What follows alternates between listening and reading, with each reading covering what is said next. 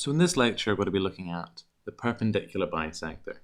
And what the perpendicular bisector is it basically cuts a line into two equal segments at 90 degrees. So it's kind of a combination of the median and of the altitude.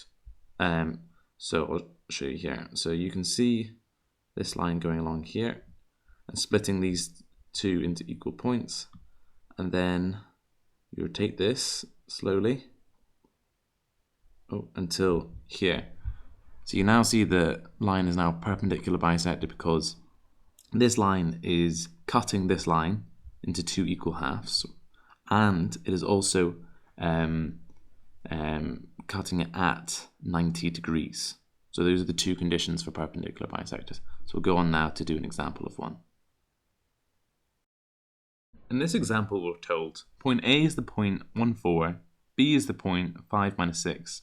So find the equation of the perpendicular bisector of AB, so this line AB. So we know that the line is going to be halfway between these 2 points, and we know it's going to cut it at 90 degrees.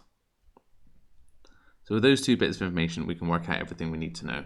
So let's first off start off by finding this point P.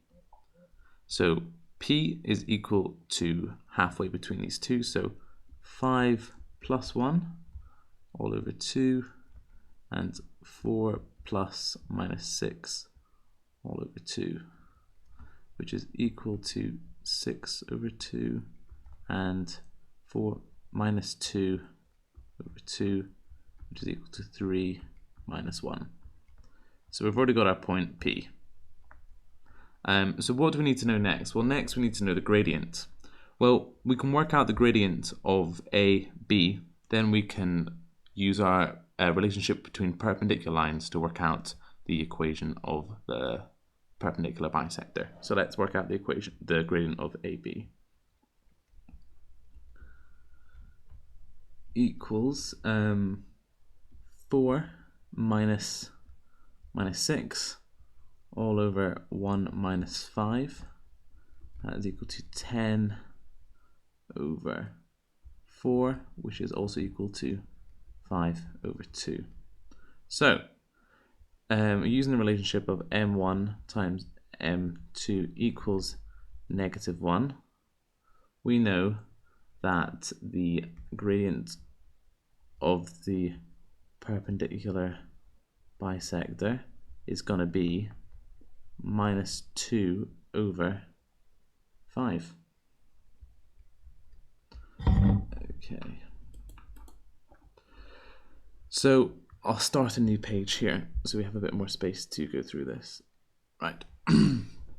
So with the information P is minus 3 and 1, and our gradient is minus 2 over 5, we can then work out our equation of the line. So y minus b equals mx minus a. So subbing this all in, I put that the wrong way around. It's 3 minus 1. So minus 1 equals minus 2 over 5 x minus 3.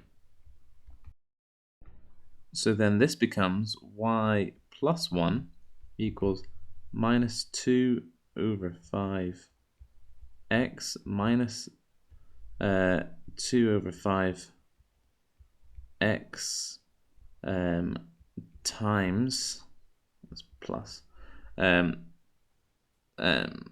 times 3 over 1. This simplifies out. 2 over 5x.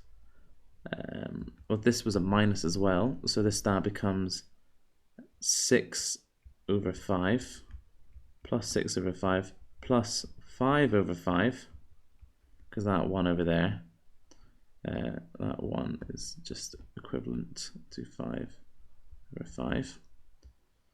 So then y is equal to minus 2 over 5 x plus 11 over 5.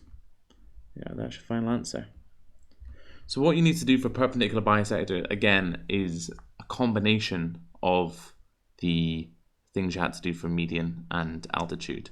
So you've got to find the midpoint of a line, and you've also got to find the perpendicular gradient of that line, and then use that information and sub it back in, and that gives you your final answer. Okay, fantastic.